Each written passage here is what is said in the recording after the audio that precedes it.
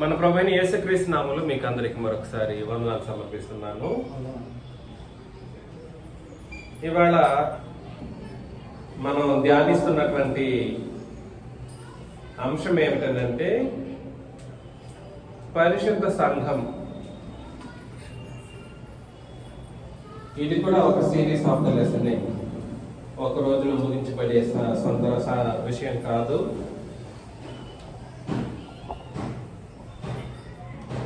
పరిశుద్ధ సంఘం, సంఘము క్రీస్తు సంఘము అని చాలా సందర్భాల్లో మనం పరిశీలన చేశాం.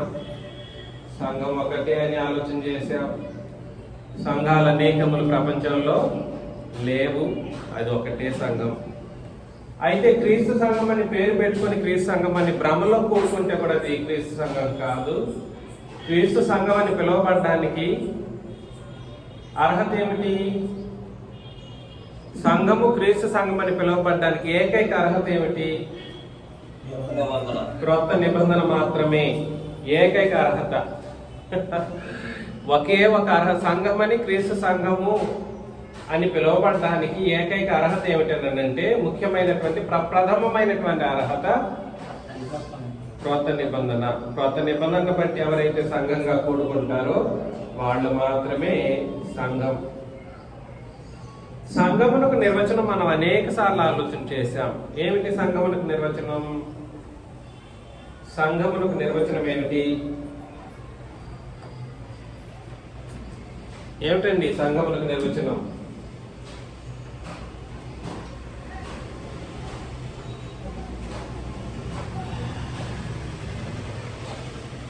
సంఘమునకు నిర్వచనం ఏమిటి?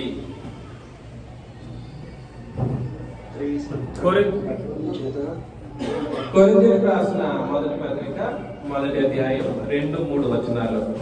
కొరింథీయులకు రాసిన మొదటి పత్రిక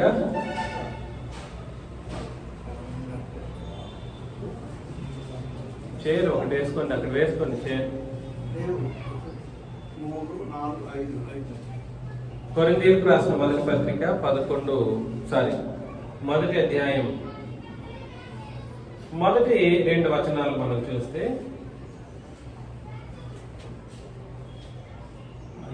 చదువుతారా?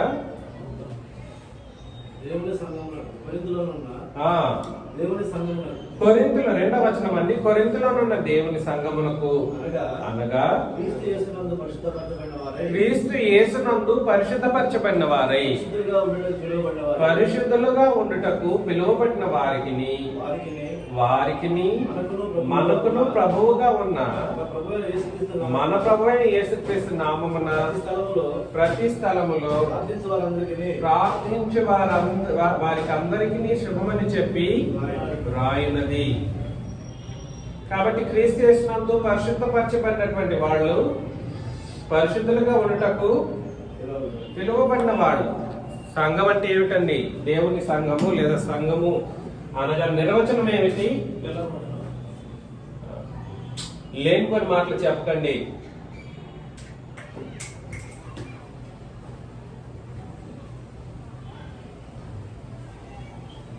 పరిశుద్ధపరచబడిన వారు ఎవరు వీళ్ళు? సంఘం అని అంటే నిర్వచనం ఏమిటి? క్రీస్తు నందు పరిశుద్ధపరచబడిన వారు. క్రీస్తు నందు పరిశుద్ధపరచబడిన వాళ్ళని ఏమని పిలుస్తారు? సంఘము. క్రీస్తు నందు పరిశుద్ధపరచబడడం పరిశుద్ధపరచడాన్ని ఏమంటారంటే, సంఘము పరచబడిన స్థితిని ఏమంటారంటే, ఆ పరచబడిన సంఘంలో ఉన్న వాళ్ళ యొక్క గుంపును ఏమంటారు? సమూహాన్ని. పరిశుద్ధపరచబడిన వారంటే ఇది సమూహం, పరిశుద్ధుల సమూహం. దీన్ని ఏమంటారు? సంఘము అని అంటారు. క్రీస్తునందు పరిశుద్ధపరచబడిన పరిశుద్ధుల సమూహాన్ని ఏమని పిలుస్తారు అంటే సంఘం అని పిలుస్తారు. సంఘం అని పిలుస్తారు. కాబట్టి క్రీస్తునందు పరిశుద్ధత వేరు, క్రీస్తునందు పరిశుద్ధత వేరు, మానవులు ఊహించుకున్నటువంటి పరిశుద్ధత వేరు, క్రీస్తునందు పరిశుద్ధత అనడం వేరు, మానవులు ఊహించుకున్నటువంటి పరిశుద్ధత వేరు. 66 పుస్తకాలు పరిశుద్ధతను ఇవ్వదు, ఒకటే పరిశుద్ధతను ఇవ్వదు. మరలా రిపీట్ చేస్తున్నాను, 66 పుస్తకాలను బట్టి నేను పరిశుద్ధపరచబడ్డాను అని అనుకుంటే కుదరదు. ఎందుకనంటే ధర్మశాస్త్రం వలన అది కూడా పరిశుద్ధమైనదే, అది కూడా నీతి కలిగినదే, అది కూడా ఉత్తమమైనదే, అది కూడా గొప్పదే. కాకపోతే ధర్మశాస్త్రంలో ఉన్న పరిశుద్ధతను క్రీస్తునందు ఉన్నటువంటి పరిశుద్ధతను పోల్చినప్పుడు భూమికి ఆకాశానికి ఉన్నంత వ్యత్యాసం కనబడుతుంది అన్నమాట. ఎంత వ్యత్యాసము? ఏ పరిశుద్ధతను పోలిస్తే ధర్మశాస్త్రం వలన కలిగిన పరిశుద్ధతను లేదా పాత నిబంధన వలన కలిగిన పరిశుద్ధతను క్రొత్త నిబంధన వలన కలిగిన క్రీస్తునందు ఉన్న పరిశుద్ధతను పోల్చితే భూమికి ఆకాశానికి ఉన్నంత వ్యత్యాసం కనబడుతుంది. 66 పుస్తకాలను బట్టి పరిశుద్ధత అంటే కుదరదు, మరలా చెప్తున్నా. కాబట్టి హెబ్రీ పత్రికలో ఆ విషయాన్ని ఒకసారి టచ్ చేసుకుని వెళ్ళిపోదాం. మనం అనేక సార్లు చదివింది హెబ్రీ పత్రిక 9వ అధ్యాయంలోకి వెళ్ళిపోదాం.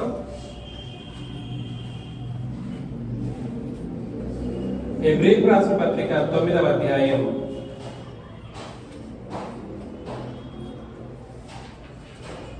9 నుండి నేను చదువుతున్నాను, చూడండి. ఆ గుడారము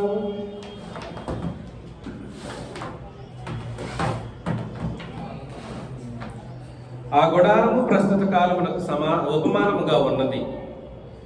ఈ ఉపమానార్థమును బట్టి మనస్సాక్షి విషయంలో ఆరాధకునికి సంపూర్ణ సిద్ధి కలుగజేయలేని అర్పణలను బలులను అర్పింపబడుచున్నవి. ఇవి దిద్దుబాటు జరుగు కాలం వచ్చే వరకు విధింపబడి అన్నపానములతోనూ నానా విధములైన ప్రక్షాళనములతోనూ సంబంధించిన శరీరాచారాలు మాత్రమే ఉన్నవి.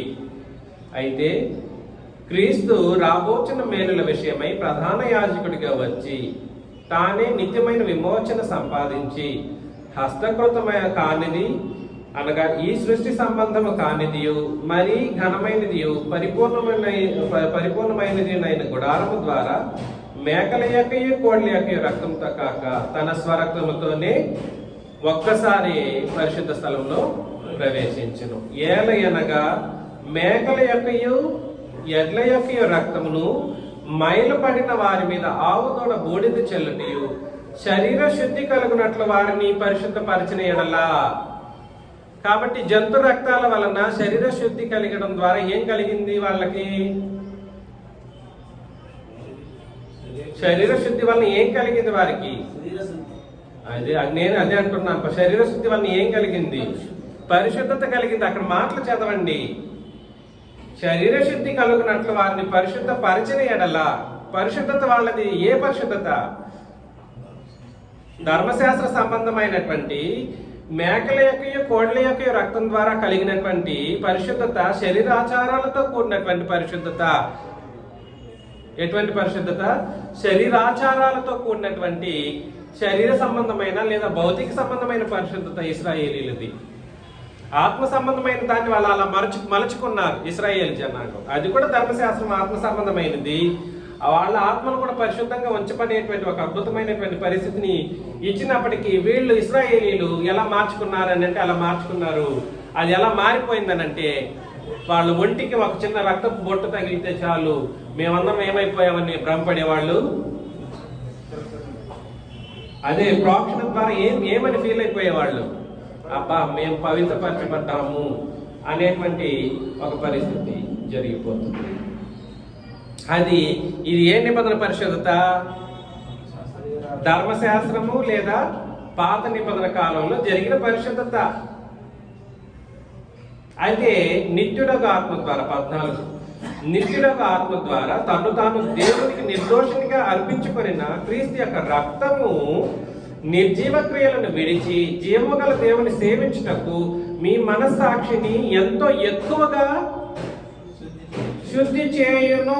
కాబట్టి 2 రకాల పరిశుద్ధత గురించి మాట్లాడటం జరుగుతుంది. 66 పుస్తకాలు ఒకటే పరిశుద్ధత అంటే కుదరదు. ఇక్కడ ఎవడు అందరూ అదే చెప్తారండి. మానవ జాతి ఈరోజు పెద్ద పెద్ద బోధకులు అనబడినటువంటి ప్రతి ఒక్కరూ కూడా సరే పరిశుద్ధత విషయంలో వ్యత్యాసం లేని బోధలు జరిగిపోతూ ఉన్నాయి. ఈ వ్యత్యాసాన్ని ఎందుకు గుర్తించలేకపోతుంది ప్రపంచం? 66 పుస్తకాలు ఒకటే పరిశుద్ధతను ప్రకటిస్తుందా? ఇది ఎంతో ఎక్కువైనటువంటి ఆత్మ సంబంధమైన పరిశుద్ధతను కలిగిస్తుంది. ఏది? క్రొత్త నిబంధన. పాత నిబంధన పద్ధతులు ఏం చేస్తాయి? శరీరాచారాలతో కూడినది. అది మానవులకి సంపూర్ణమైనటువంటి పరిశుద్ధతను ఇవ్వదు. మానవులకి సంపూర్ణమైన పరిశుద్ధతను ఇవ్వదు. అందుకనే క్రీస్తు నందు పరిశుద్ధపరచబడ్డారంటే అర్థం ఏమిటి? క్రీస్తు నందు పరిశుద్ధపరచబడ్డం అంటే ధర్మశాస్త్రాన్ని మినహాయింపు ఇక్కడ కనబడాలి. ధర్మశాస్త్రం అనేది ఇక్కడ ఇంక్లూజివ్గా ఉండడానికి వీల్లేదు. నేను బాప్తీసం తీసుకున్నాను, పరిశుద్ధపరచబడ్డాను. పరిశుద్ధత అనేది ఎలా కలుగుతుంది మొట్టమొదటిసారిగా మానవ జాతికి అని అంటే బాప్తిస్మంలో మానవుల యొక్క పాపాలు కడిగివేయబడతాయి. మానవులు చేసిన సమస్త పాపములకు తగినటువంటి పరిహారం ఈ నేడు ఏకైక మార్గం ఏమిటంటే బాప్తిస్మం. ఈ బాప్తిస్మం గురించి తీసుకుంటున్నటువంటి సహోదరులు కానీ సహోదరులు కానీ ముఖ్యంగా ఆలోచన చేయవలసింది ఏమిటంటే ఏ నిబంధన ప్రకారం బాప్తిస్మం? ఏ నిబంధన ప్రకారం? వాస్తవానికి 2 నిబంధనలు ఉన్నాయి. 2 నిబంధనల్లోనూ పరిశుద్ధత కలిగించే మార్గాలు అయితే ఉన్నాయి. ధర్మశాస్త్ర పరిశుద్ధతని ఇవ్వదని నేను అనట్లేదు, వాక్యం అలా చెప్పదు. ఎందుకంటే వాక్యం చెప్పిందే నేను చెప్తాను. ఇశ్రాయేలీయులకు అయినటువంటి ధర్మశాస్త్ర పరిశుద్ధత ఏమిటి? దీంట్లో పరిశుద్ధత లేదని అనను.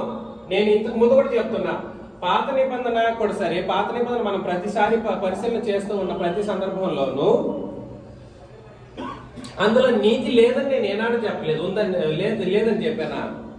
ధర్మశాస్త్రంలో నీతి లేదని చెప్పానా? నేను ఏనాడు చెప్పలేదు. ధర్మశాస్త్రంలో విశ్వాసం లేదని నేను ఏనాడు చెప్పలేదు. కానీ ధర్మశాస్త్రంలో ఉన్న వాళ్ళకి ఆ నీతి, ఆ విశ్వాసం, ఆ పరిశుద్ధత అన్నది కన్ఫైన్ చేసి పరిమితులతో ఆలోచన చేయవలసినటువంటి బాధ్యత మనకే ఉంది. కాబట్టి ధర్మశాస్త్రపు పరిశుద్ధత ఏమిటి చెప్పండి?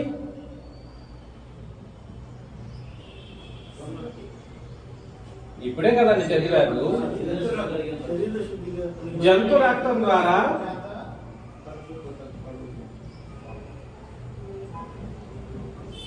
జంతువుల రక్తం ద్వారా కలుగు శరీర శుద్ధి. అదే క్రీస్తు రక్తం అని చెప్పబడినటువంటి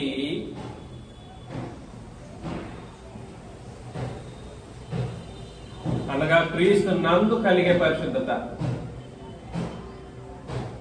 ఇది ఎటువంటి పరిశుద్ధత? సంపూర్ణముగా పాపములను తొలగించడం ద్వారా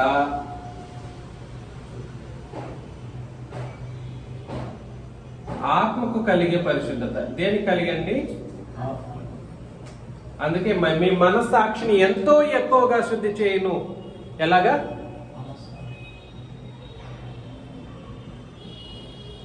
మనసాక్షి ఆత్మ యొక్క ఇంద్రియమే. మనసాక్షి ఏ భాగం? అది ఎందులో ఉంటది? ఆత్మలో ఉంటది. మనస్సు, మనసాక్షి, మనోనేత్రాలు, మంచి చెట్ల జ్ఞానం, హృదయం, ఇవన్నీ కూడా సరే దేంట్లో ఉంటాయి? ఆత్మలో ఉంటాయి. ఈ ఆత్మను శుద్ధి చేసేటువంటి ఒక పరిశుద్ధత ఉంది. ఇది సంపూర్ణమైనటువంటి పరిశుద్ధత, ఇది అసంపూర్ణమైనటువంటి పరిశుద్ధత. అక్కడే చెప్పేశాడు. మరొకసారి 9వ వచనాన్ని చదివితే కూడా సరే, 9వ అధ్యాయం 9లో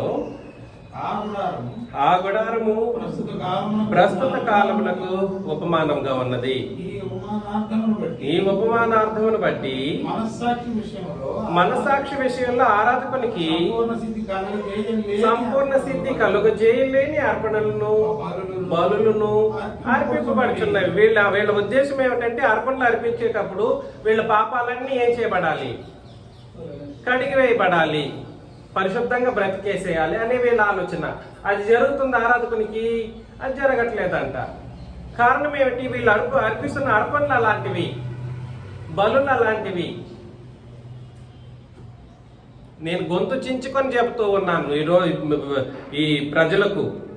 అర్థం చేసుకుంటేనే సరే, లేదనంటే ఖచ్చితంగా నరకం పోక తప్పదు.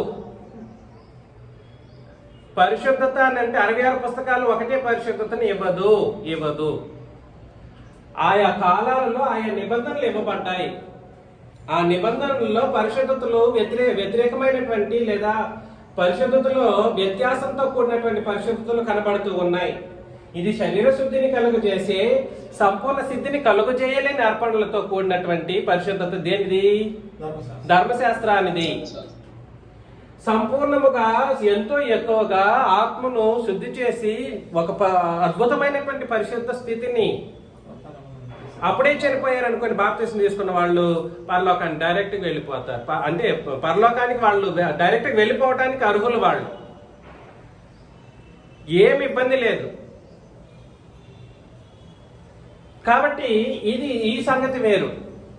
ఇందులో ఉన్న పరిశుద్ధత వేరు, ఇందులో ఉన్న పరిశుద్ధత. ఈ వేర్పాటును గుర్తించిన ప్రపంచం అని అంటే, వేర్పాటును గుర్తించిన వాళ్ళు కూడా సరే దాన్ని అర్థం చేసుకోకుండా 2 నిబంధనలు కలిపి బోధ చేయటం ద్వారా బాప్తిసం ఇచ్చి పరిశుద్ధతను కలిగించామన్నటువంటి భ్రమలో బ్రతికిపోవడం కొన్ని దశాబ్దాలుగా కాదు, కొన్ని శతాబ్దాలుగా కాదు, 2 సంవత్సరాలుగా జరిగిపోతా ఉంది ఇలాంటి తప్పులు. నా మీద ఎద్దేవా వేయడం ద్వారా జరగబోయేది ఏమీ లేదు. నేను ఆపబోయేది లేదు. ఎవడు నన్ను ఎన్ని మాటలు అనుకున్నా, ఎన్ని ప్రోపగాండా చేసుకున్నా కూడా సరే నేను ఆపబోయేది లేదు. నేను ఆపబోయేది లేకపోగా ఎటు ఇంకా ఎక్కువగా నేను ఈ సంగతులను ప్రపంచానికి తీసుకెళ్లే కోణంలో ఇతర భాషల్లో సైతం బోధించడం ప్రారంభం చేస్తాను ఖచ్చితంగా. సో నేనేం చెప్పడానికి ప్రయత్నం చేస్తున్నానంటే, ఈ వ్యత్యాసం అర్థమైందా? పరిశుద్ధతలో వ్యత్యాసాలు అర్థమైందా? ధర్మశాస్త్రం యొక్క పరిశుద్ధత ఎటువంటిది, క్రొత్త నిబంధన యొక్క పరిశుద్ధత ఎలాంటిది, ఇది మనకు అర్థం కావాలి. అయితే ఒక విషయం ఏమిటనంటే, ఈ ప్రజలు, ఇందులో పరిశుద్ధపరచబడిన జనాంగాలు ఎవరైతే ఉన్నారో వాళ్ళు నీతిగా బ్రతికిన వాళ్ళు కూడా సరే పరలోకానికి సిద్ధమైన వాళ్ళుగా ఎంచబడతారు. వీళ్ళలో విశ్వాసం ఉండి నీతిగా ఎంచబడి పరదేశంలో కూర్చొని ఉన్నారు. వాళ్ళ యొక్క పరిశుద్ధతకు సంపూర్ణ స్థితి ఎప్పుడు వస్తుందని అంటే మనల్ని బట్టి వస్తుంది, సంఘాన్ని బట్టి వస్తుంది. నేను దాన్ని వివరించబోను. కానీ ఇక్కడ పరిశుద్ధపరచబడిన జనాంగం యొక్క స్థితి ఏమిటి? సంఘంలో ఉన్న పరిశుద్ధుల యొక్క పరిశుద్ధపరచబడిన స్థితి యొక్క పరిస్థితి ఏమిటి? ఇది అర్థం కావాలి. మన సహోదరులు అందరూ కూడా సరే దయచేసి ఈ పాఠాన్ని మనసులో పెట్టుకోవాలి. బాప్తిసం తీసేసుకున్నాం, అంతా అయిపోయింది, ఇంక ఇబ్బంది లేదు అనే ఆలోచనలతో కూర్చుంటే మాత్రం మనం కూడా పరలోకానికి వెళ్ళలేము. పరిశుద్ధపరచబడిన వాళ్ళు పరిశుద్ధతను కొనసాగించాలి. ఏం చేయాలి? కొనసాగించాలి. ఈ పరిశుద్ధతను కొనసాగించేటప్పుడు ఇది ఒక రోజులో అయిపోయే కార్యక్రమం అంటే కుదరదు. నిన్న బాప్తిసం తీసుకున్నారు, ఈ మాసం అంతా సంతోషంగా బ్రతుకుతారు, ఏ తప్పు లేకుండా. ఏదైనా చిన్న తప్పు ఆలోచనల ద్వారానో చేతల ద్వారానో చేసేసారు అనుకోండి, వాళ్ళకి స్థితి ఏమిటి? వాళ్ళ స్థితి ఏమైపోతుంది? నేను 6 నెలలు అవుతుంది బాప్తిసం తీసుకొని నేను అమ్మగారు అన్నారు అనుకోండి, సంతోషం. కానీ ఈ మధ్యలో ఏదైనా సహోదరుల మీద నెపం వేయడమో లేదా తప్పులు చెప్పడమో లేదా ఇంకేదైనా సంఘంలో ఉన్నటువంటి వాళ్ళకి విరోధంగా కార్యాలు చేసే ఒక పరిస్థితి ఏమైనా చేయరు మన వాళ్ళు, చాలా మంది చేయరు. కానీ దేవుడు కోరని రీతిలో ఏదైనా ఒక తప్పు చేసేసి ఉన్నాం, మన వాళ్ళందరూ తప్పు అంటే ఏమనుకుంటారు? ఒక అబద్ధం చెప్పడమో దొంగతనం చేయడము, ఇవే తప్పులు కాదు. There are so many other factors that can be considered to confirm it is a sin. కాబట్టి ఎఫ్ఎస్సీ పత్రికలో 5వ అధ్యాయం 25 నుండి 27 వచనాలు చదివినప్పుడు, ఎఫ్ఎస్సీ పత్రిక 5వ అధ్యాయం 25 నుండి 27 వచనాలను చదివినప్పుడు పురుషులారా, మీరును మీ భార్యలను ప్రేమించుడి, అటువల్లే క్రీస్తు కూడా సంఘమును ప్రేమించి. క్రీస్తు ఎవరిని ప్రేమించండి? క్రీస్తు ఎవరిని ప్రేమించాడు? ఎవరిని? సంఘాన్ని. సంఘమును ప్రేమించి అది కళంకమైనను ముడత అయినను అట్టిది మరి ఏదైనను లేక పరిశుద్ధమైనది గాను నిర్దోషమైనది గాను మహిమ గల సంఘము గాను ఆయన తన ఎదుట దానిని నిలువ పెట్టుకొనవలెనని వాక్యముతో ఉదక స్నానము చేత దాన్ని పవిత్రపరిచి పరిశుద్ధపరచుటకై దాని కొరకు తను తాను అప్పగించుకొనెను. దాని కొరకు అంటే దేని కొరకు? సంఘం కొరకు. ఆయన ప్రాణం పెట్టింది ఎవరి కొరకు అనుకుంటున్నారు అందరూ? అందరూ యొక్క ఉద్దేశం వేరు, ఇక్కడ చెప్పబడుతున్న ఉద్దేశము వేరు. పాపుల కొరకే మరణించాడు, వాళ్ళ కొరకేనా మరణించింది? పాపులు ఎటు మరణిస్తే వాళ్ళ పాపముల కొరకే మరణించాడని అక్కడ ఒక ఆలోచన కలిగి ఉంటే మాత్రం తప్పు. నేను యేసు ప్రభువుని నమ్ముకున్నాను, నా పాపం కొరకు యేసు ప్రభు మరణించారు అని నమ్మేస్తే సరిపోతుందా? కాదు. ఆయన పాపుల్ని క్షమించడం కొరకు మరణించి తన పాపాన్ని మనుషుల యొక్క పాపాలన్నింటినీ శుద్ధి చేయడంతో పాటుగా ఆ పరిశుద్ధులైనటువంటి సమూహంగా కూడుకునేటువంటి వాళ్ళ కొరకే ఆయన ఏం చేశారంట? ఏం చేశారు? తన్ను తాను అప్పగించుకున్నారు. కాబట్టి సంఘమును ప్రేమించి అది కళంకమైనను ముడత అయినను అటుది మరి ఏదైనాను లేక పరిశుద్ధమైనది గాను నిర్దోషమైనది గాను. రెండు మాటలు వాడాడు. క్రీస్తునందు పరిశుద్ధపరచబడినటువంటి మానవ జాతి ఒకటి పరిశుద్ధతను కలిగి ఉండాలి, రెండు నిర్దోషమైనదిగా ఉండాలి.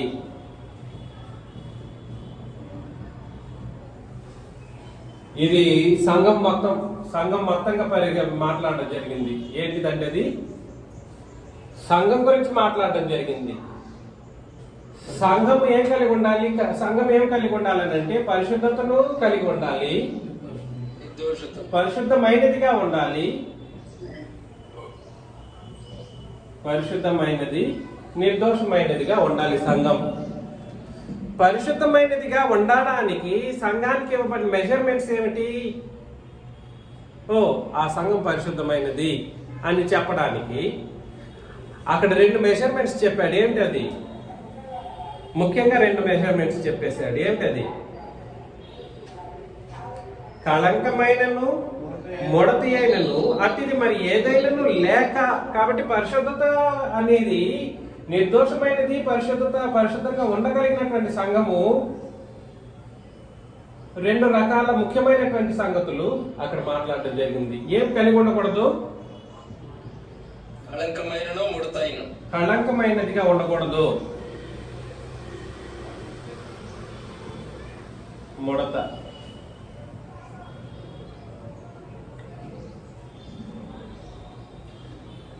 సంఘంలో కళంకం అనేది ఉండకూడదు. సంఘం యొక్క పరిశుద్ధతలో ముడత అనేది ఉండకూడదు. ముడత అనే మాటను మనం తర్వాత ఆలోచన చేస్తాం. ముడత సంఘానికి ఎలా కలుగుతుంది తర్వాత ఆలోచన చేస్తాం. కానీ కళంకం ఎలా కలుగుతుంది? సంఘంలో ఉన్న వాళ్ళకి కళంకం ఎలా కలుగుతుందో మనం ఆలోచన చేయబద్ధమై ఉన్నాం. నేడు ఏం ఆలోచన చేయబద్దామండి? ఇవాళ సంఘములో ఉన్న వాళ్ళు పరిశుద్ధమైన వాళ్ళుగా ఎలా ఉంటారు అని అంటే కళంకం లేని వాళ్ళు కానీ ముడత లేని వాళ్ళు కానీ ఉండాలి. అప్పుడు సంఘం ఎలా ఉంటది?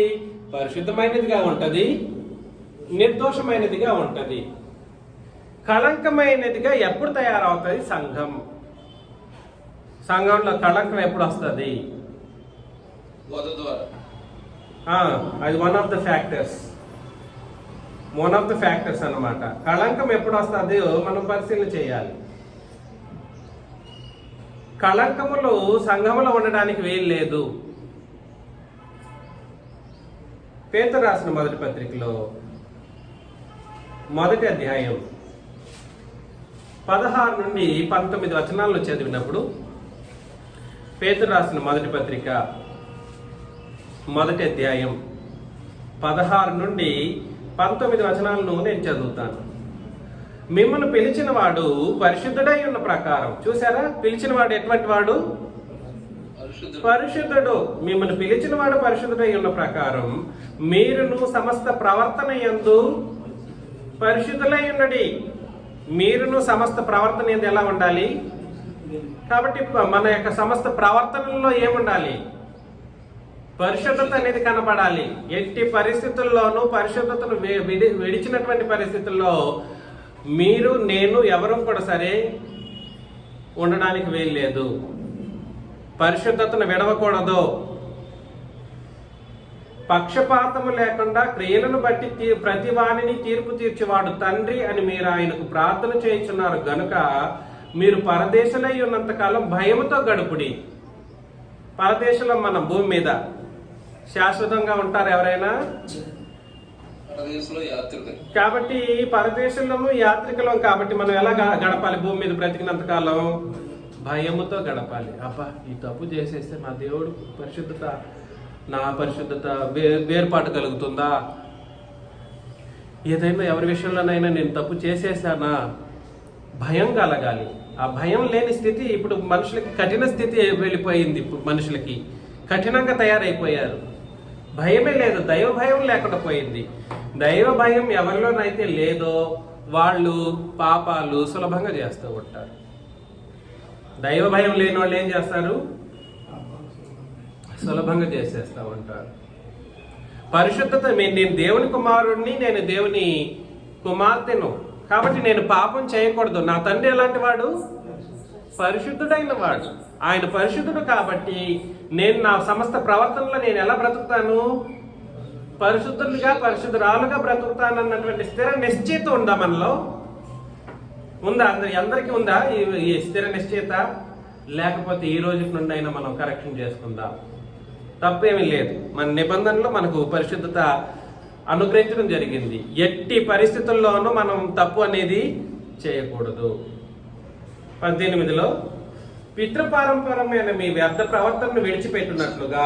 కాబట్టి పారంపర్యాచారాలు మనుషుల్ని ఏం చేస్తాయి? వ్యర్థ ప్రవర్తనలోకి నడిపిస్తాయి. మనం నడవాల్సిన ప్రవర్తన ఎట్లాంటి ప్రవర్తన? మన ప్రవర్తన సమస్తమైన పరిశుద్ధతతో ముడిపడి ఉండాలి.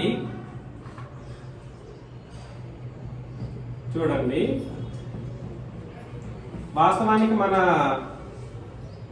ప్రవర్తన ఎటువంటి ప్రవర్తనగా ఉండాలి? సమస్తమైన పరిశుద్ధతతో ముడిపడి ఉండాలి.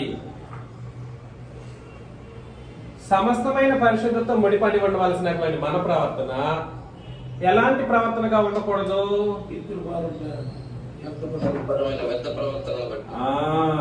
ఈ పరిశుద్ధతను కళంకం చేసేది ఏమిటి అని అంటే, నంబర్ 1 పితృపారంపర్యమైన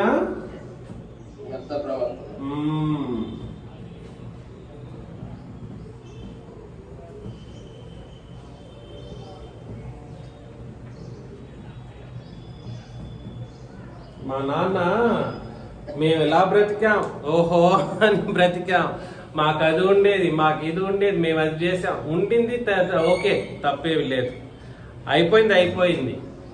కానీ నాన్నగారు స్థాపించినటువంటి, ఆ నాన్నగారు పాటించినటువంటి ప్రవర్తన ఇంకా ఉండాలనా? సంఘంలో ఒకసారి సమస్త పరిశుద్ధతతో బ్రతకవలసినటువంటి ప్రవర్తనను పక్కన పెట్టి నాన్న ముత్తాతలు తాతలు ఈ హెరిడిటరీగా చేయవలసినటువంటి ప్రవర్తనలు కొన్ని ఉంటాయి. అలాంటి ప్రవర్తనలు ఎవరైనా చేసి ఇంకను సంఘంలో చేర్చబడిన తర్వాత వాళ్ళు కళంకులుగా సంఘంలో ఉంటారు. కళంకులుగా సంఘంలో ఉంటారు.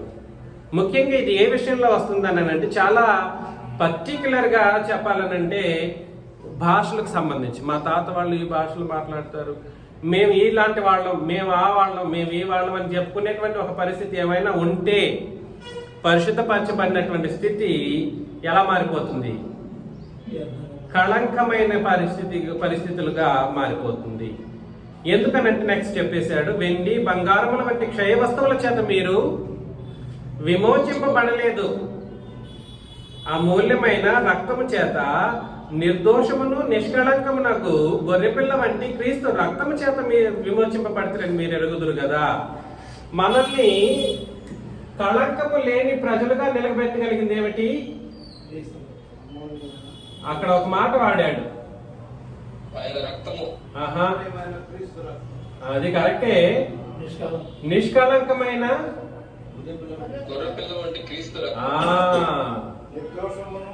మనం వినండి పరిశుద్ధమైనదిగా మనం బ్రతకాలి, పరిశుద్ధమైన వాళ్ళంగా ఉండాలి. మనలో ఏం ఉండకూడదు?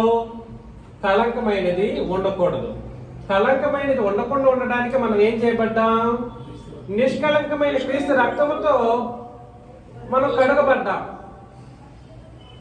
కళంకము లేని వాళ్ళగా బ్రతకడం కొరకు మనం ఏం చేయబడ్డామంటే నిష్కళంకమైన క్రీస్తు రక్తం చేత కడగబడ్డాం.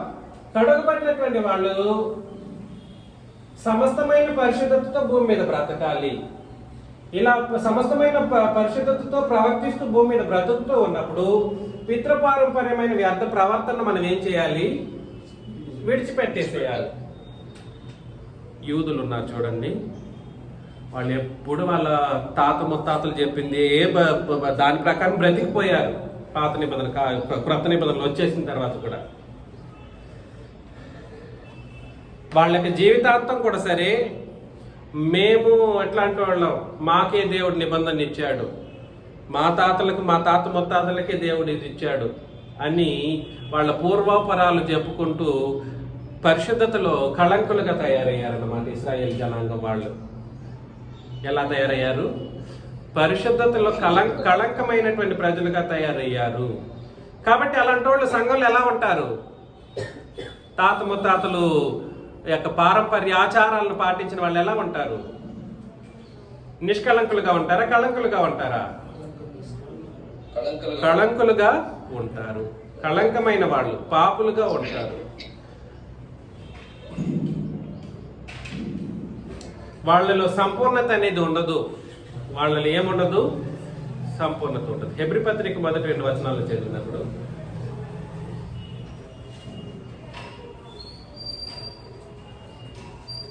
హెబ్రీ పత్రిక 6వ అధ్యాయం మొదటి 2 వచనాలు చదవండి.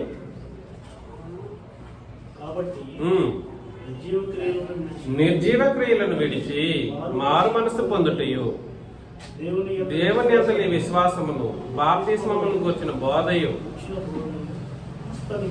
హస్త నిక్షేపణమును మృతుల పునరుత్థానమును నిత్యమైన తీర్పును అను వాటి పునాదులు మరలా వేయక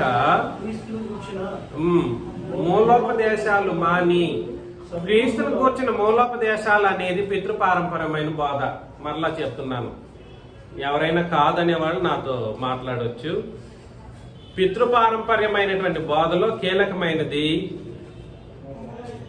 మూలోపదేశాలు. మూలోపదేశాలు అంటే ఎవరికి పుట్టారు, ఎవరెవరికి పుట్టారు, ఎవరెవరికి పుట్టారు, ఇంకొకరికి పుట్టారు అని వంశావళులన్నింటినీ వెదకడం అన్నమాట. ఎక్కడి నుండి? ఆది కాండం నుండి. క్రీస్తు ఎలా తెలుస్తాడు అంటాడు తిరిగి దానికి. క్రీస్తు తెలియాలి కదా. ఇలాంటి పనికిరాని మాటలతో మనుషులు ఏం చేశారనంటే దైవ క్రొత్త నిబంధన ఆజ్ఞను నేడు పాటించలేక సంఘాలు అనుకొని కళంకులుగా మిగిలిపోతూ పరిశుద్ధపరచబడినటువంటి వారి యొక్క మనసులను కూడా ప్రేరేపిస్తూ నాశనం వైపు నడిచి వెళ్ళిపోతూ ఉన్నారు. క్రీస్తుని కూర్చిన మూలోపదేశాలు ఏం చేయాలి? మానివేయాలంటే అర్థం ఏమిటి? ఎలాగండి? క్రీస్తుని కూర్చిన మూలోపదేశాలు, అయ్యో క్రీస్తుని కూర్చిన మూలోపదేశాలు మానాలా? వాడు వ్యర్థుడండి, వాడు అట్లాంటోడండి, వాడు ఎట్లాంటోడండి, నన్ను ఎగిరితే నేనేం చెప్పను. నేను కాదు చెప్పిన, చిన్నరాజా కాదు. చిన్నరాజా ఎవడు ఇక్కడ చెప్పడానికి? క్రీస్తును కూర్చున్న మూలోపదేశాలు మానంట్రా అని వాక్యం చెప్పింది. చిన్నరాజా కాదు చెప్తున్నది, నేనా వాక్యమా చెప్తున్నది? చెప్పండి, ఎవరు చెప్తున్నారు ఆ మాట? గ్రంథం చెప్పింది, నేను చెప్పలేదు. చిన్నరాజు ఎవడు చెప్పడానికి ఇక్కడ? క్రీస్తును గూర్చిన మూలోపదేశాలు మానకపోతే సంపూర్ణతలో ఎదగలేరు, కళంకులుగా మిగిలిపోతారని దాని అర్థం అన్నమాట. చదివేసేయండి మరొకసారి ఆ చిన్న పార్టు, లాస్ట్ పార్ట్ మీరు చదవండి మరియదాస్ గారు.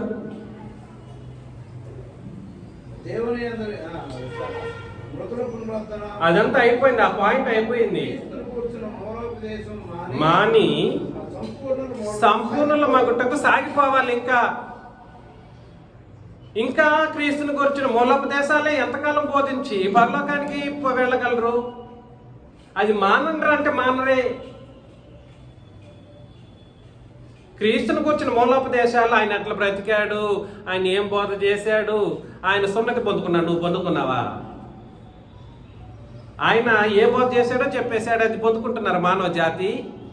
అది చేస్తున్నారంటే చేయట్లేదు, అది వద్దంటారు, సున్నతి వద్దంట. ఆయన పొందుకున్నప్పుడు నువ్వు పొందుకోవాలిగా, పొందుకోవాలన్నా వద్దా చెప్పండి. కాబట్టి నేను ప్రేమతో హెచ్చరిస్తున్న విషయం ఏమిటంటే, కళంకం ఎలా వస్తుంది? సంఘంలో ఉన్న వాళ్ళు పరిశుద్ధపరచబడినటువంటి స్థితిని కొనసాగించాలి, సమస్త పరిశుద్ధ ప్రవర్తనతో బ్రతకాలి. అలా బ్రతకలేని వాళ్ళు ఏం చేస్తారనంటే సొంత ఆలోచనలతో పితృపారంపర్యమైనటువంటి వ్యర్థ ప్రవర్తనను తీసుకొస్తారు. ఇది ఒకటి భౌతికమైన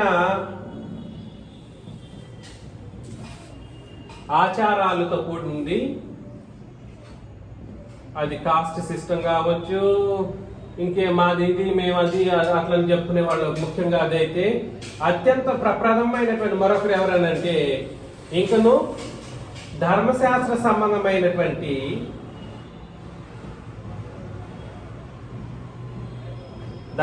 సంబంధమైనటువంటి మూలోపదేశాలను బోధించుకుంటూ బ్రతికేవాళ్ళు ఎలా ఉంటారు? వాళ్ళు ఎలా అయిపోతారు? వాళ్ళు సంఘంలో ఎలాంటి వాళ్ళుగా ఉంటారు? కళంకమైన వాళ్ళుగా మిగిలిపోతారు. వీళ్ళు మారతారు. మాకు అది లేదని చెప్పుకున్న వాళ్ళు, ఉన్నవాళ్ళు కూడా సరే కాస్ట్ సిస్టాన్ని పక్కన పెట్టిన వాళ్ళు కూడా మారిపోతారు, సంతోషంగా ఉంటారు, అందరితో కలిసిమెలిసి బ్రతుకుతారు. కానీ వీళ్ళని మార్చడం కుదరలేకపోతాం. నాకు ఎవరిని? ధర్మశాస్త్రాన్ని బోధను బట్టి బ్రతకడానికి పాత నిబంధన ఊగులాడే వాళ్ళని మార్చడం మాత్రం నాకు చాలా కొరకలేని కర్రలుగా మిగిలిపోతూ ఉన్నారు. పరిస్థితి అది. కాబట్టి సంఘంలో కళంకం ఎలా వస్తుంది అంటే పితృపారంపర్యమైన వ్యర్థ ప్రవర్తనల వల్ల కలుగుతూ ఉంటుంది. ఫిలిప్పీలకు రాసిన పత్రిక 2వ అధ్యాయం కాదండి, యాకోబు పత్రిక 1వ అధ్యాయం 27. యాకోబు పత్రిక 1వ అధ్యాయం 27. తండ్రి అయిన దేవుని ఎదుట పవిత్రమును నిష్కళంకమునైన భక్తి ఏదనగా దిక్కులేని పిల్లలను విధవరాండ్రును వారి ఇబ్బందులు పరామర్శించుటయు ఇహలోక మాలిన్యం తన కంటకుండా తను తాను కాపాడుకున్నట్టునే అని అన్నాడు అనమాట. ఏంటంట? నిష్కళంకమైనటువంటి భక్తి ఉండాలి. భక్తిలో కళంకం అనేది ఉండకూడదు. ఏమి ఉండకూడదండి భక్తిలో?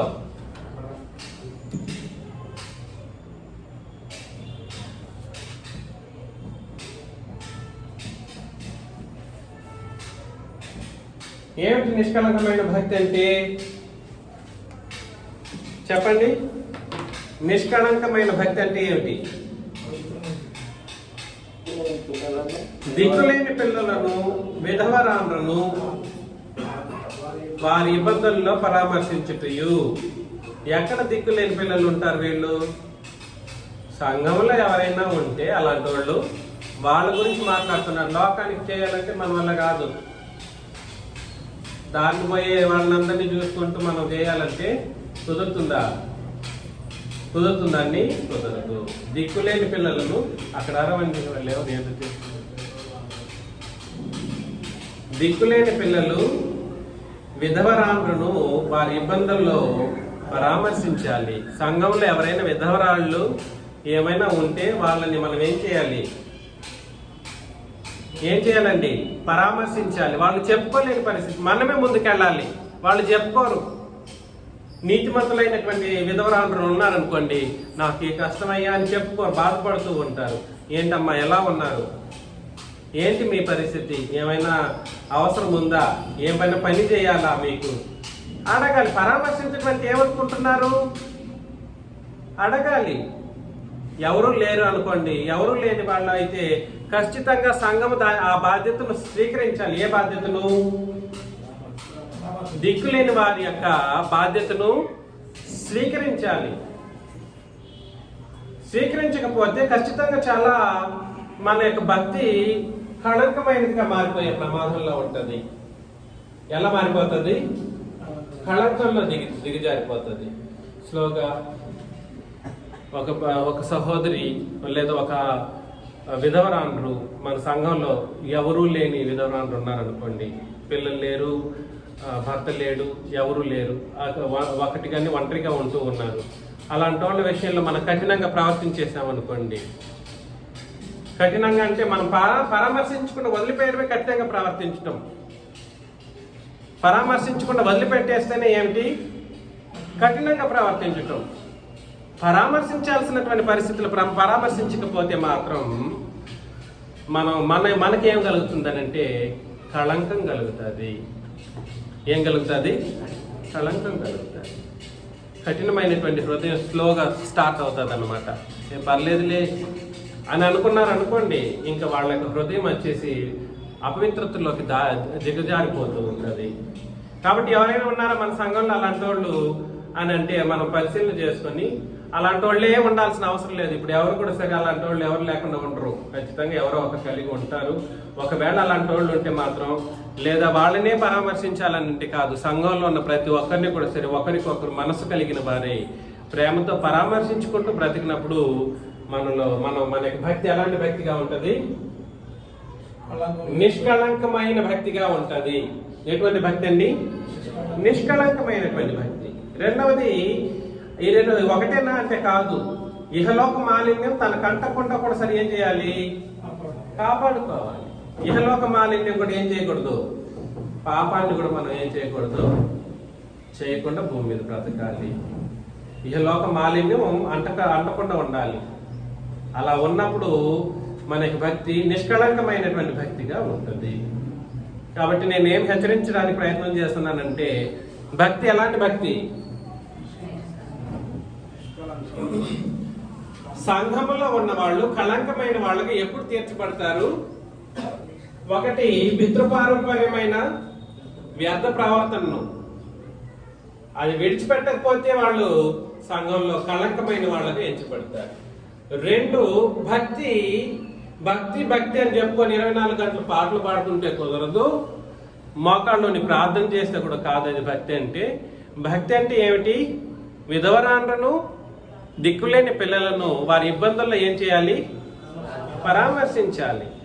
అదేవిధంగా ఇహలోక మాలిన్యం కూడా సరే అంటకుండా కాపాడుకోవాలి. ఇహలోక మాలిన్యం తనకు అంటకుండానంటే, లోకలతో మనం మాట్లాడుతున్నప్పుడు వాళ్ళు చేసే తప్పిదాల్లో మనం ఎటువంటి పాలు మనకు లోకంలో వాళ్ళు తప్పులు చేస్తూ ఉంటారు. మనం కూడా ఆ తప్పును ఏం చేయకూడదు? ప్రోత్సహించకూడదు. అలాంటి తప్పు నువ్వు సరే పర్లేదు, నేను నీకేమైనా దాని డబ్బు కావాలా, నీవేమైనా సహాయం చేయాలని చేయకూడదు. వాళ్ళు ఏదో తప్పు చేయడానికి పోతా ఉన్నారు, దానికి మనం ఏం చేయకూడదు? ఎటువంటి అందులో మన చెయ్యి పడకూడదు. అర్థమవుతుంది కదండి? అది అన్నమాట. కాబట్టి లోకంలో ఉన్న వాళ్ళతో, వాళ్ళ పాపాలతో మనం ఎటువంటి సంబంధం మనకు ఉండకూడదు. దాన్ని ఏం భక్తి అంటారంటే నిష్కళంకమైనటువంటి భక్తి. ఇలా లేకపోతే వాళ్ళ సంఘంలో ఎలాంటి వాళ్ళగా ఉంటారు? కళంకమైన వాళ్ళుగా ఉంటారు. తిమోతికి రాసిన మొదటి పత్రిక 6వ అధ్యాయం.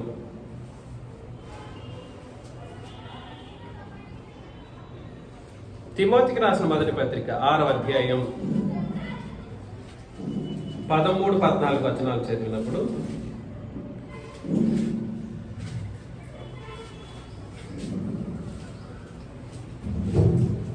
సమస్తమునకు జీవాధారకుడైన దేవుని ఎదుటను పొంతి పిలాతును అంతా ధైర్యంగా ఒప్పుకొని సాక్ష్యమిచ్చిన క్రీస్తు యేసు ఎదుటను మన ప్రభువైన యేసుక్రీస్తు ప్రత్యక్షమగు వరకు నీవు నిష్కళంకముగాను అనింద్యముగాను ఈ ఆజ్ఞను గైకొనవలెనని నీకు ఆజ్ఞాపించుచున్నాను. అర్థమైందండి? 13-14 6వ అధ్యాయం మొదటి తిమోతి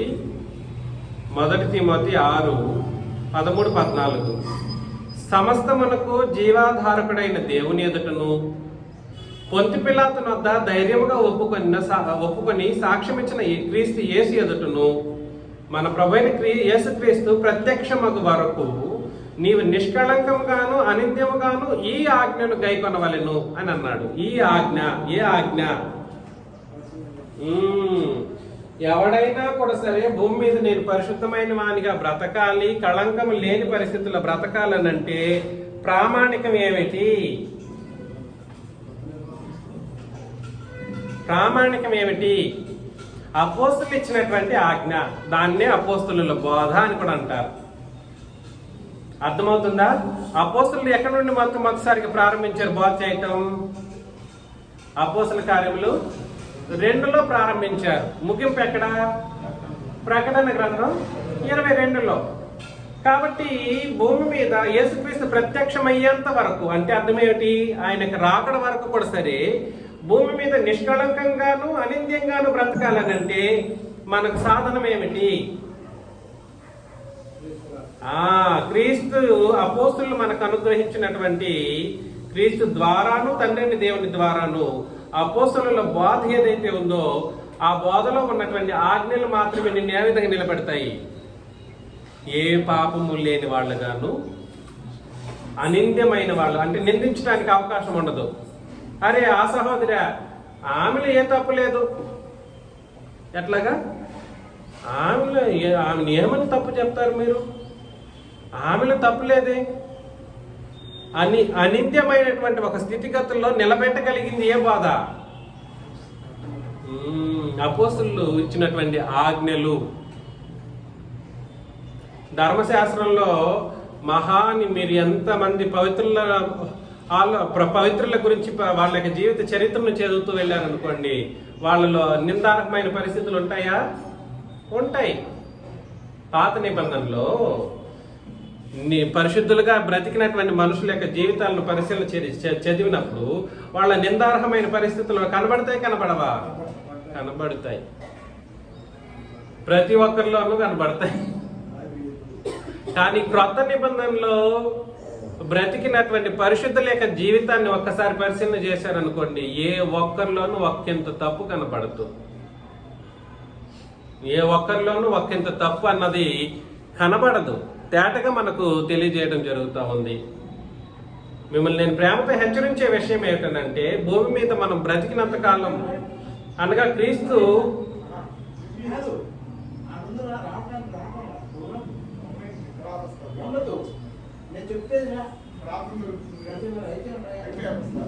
యొక్క పరిశుద్ధతను మనం కొనసాగించడానికి మనకున్నటువంటి నిష్కళంకమైన అనింద్యమైనటువంటి జీవన విధానానికి ప్రామాణికం ఏమిటి?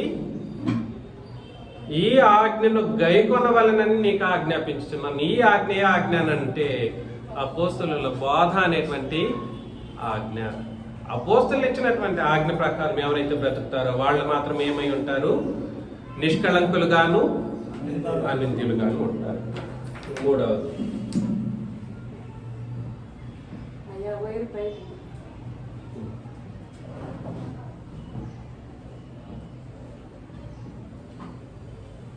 అపోస్తుల బాధ మనుషుల్ని ఎలా నడిపిస్తుందండి?